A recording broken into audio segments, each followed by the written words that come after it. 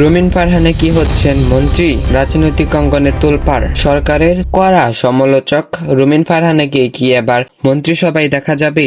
রাজনৈতিক অঙ্গনে এখন সবচেয়ে বড় চমক এই একটি নাম। ভেতরে ভেতরে কি চলছে বিএনপিতে, আর কেন হঠাৎ করে আলোচনায় কেন্দ্রে রুমিন ফারহানা? শেষ পর্যন্ত দেখুন। বাংলাদেশের রাজনীতিতে নতুন করে শুরু হয়েছে মন্ত্রিসভা সম্প্রসারণ নিয়ে জোর আলোচনা। ঈদুল আজহার পর বড় ধরনের পরিবর্তনে আভাস দিচ্ছে বিভিন্ন রাজনৈতিক সূত্র। আর সেই আলোচনার মধ্যেই কয়েকবার উঠে এসেছে একটি নাম, রুমিন ফারহানা। এক সময় সরকারের কড়া সমালোচক সরব থাকা এই স্বতন্ত্র এমপিকে ঘিরেই এখন তৈরি হয়েছে নতুন রাজনৈতিক কৌতূহল। দলীয় অভ্যন্তরীণ আলোচনা ও বিভিন্ন গণমাধ্যমে তথ্য অনুযায়ী বর্তমান মন্ত্রিসভার আকার আরও বাড়তে পারে। নতুন মুখ যুক্ত করার পাশাপাশি কয়েকটি গুরুত্বপূর্ণ মন্ত্রণালয়ে পরিবর্তনে আনার পরিকল্পনাও চলছে বলে গুঞ্জন উঠেছে।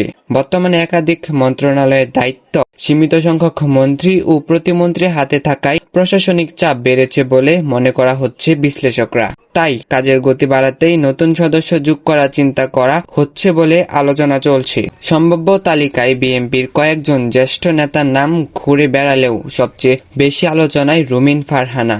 কারণ সংসদে বিভিন্ন সময় লোডশেডিং, ব্যাংক সংকট, জ্বালানি সমস্যা এবং আইন শৃঙ্খলা পরিস্থিতি নিয়ে সরাসরি বক্তব্য দিয়ে তিনি আলোচনায় এসেছেন। রাজনৈতিক বিশ্লেষকদের মতে সংসদে তার স্বয়ংক্রিয় উপস্থিতি এবং জনসম্মুখে বক্তব্য তাকে আলাদা নতুন এক গুরুত্ব এনে দিয়েছে। সম্প্রতি জাতীয় নাগরিক পার্টিতে কয়েকজন পরিচিত মুখ যোগ দেওয়ার পর রাজনৈতিক অঙ্গনে নতুন হিসাব শুরু হয়েছে। ধারণা করা হচ্ছিল রুমিন ফারহানাও হয়তো নতুন কোনো রাজনৈতিক অবস্থানের দিকে যেতে পারেন। তার ঠিক তখনই মন্ত্রিসভায় তাকে অন্তর্ভুক্ত করার গুঞ্জন আরও জোরালো হয়ে ওঠে।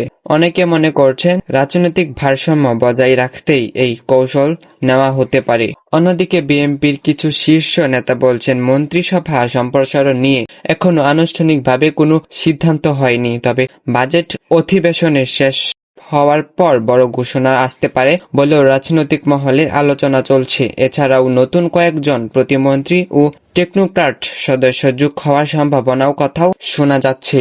তাহলে কি সত্যি রুমিন ফারহানাকে মন্ত্রিসভায় দেখা যাবে, নাকি পুরো বিষয়টি শুধুই রাজনৈতিক গুঞ্জন? আপনি কি মনে করেন রুমিন ফারহানা মন্ত্রী হলে রাজনৈতিক পরিস্থিতি কোন দিকে যাবে? কমেন্টে জানিয়ে যান। আর এরকম গুরুত্বপূর্ণ রাজনৈতিক আপডেট পেতে আমাদের এই চ্যানেলটি সাবস্ক্রাইব করে ফেসবুক পেজটি ফলো করে আমাদের সাথেই থাকুন। ধন্যবাদ।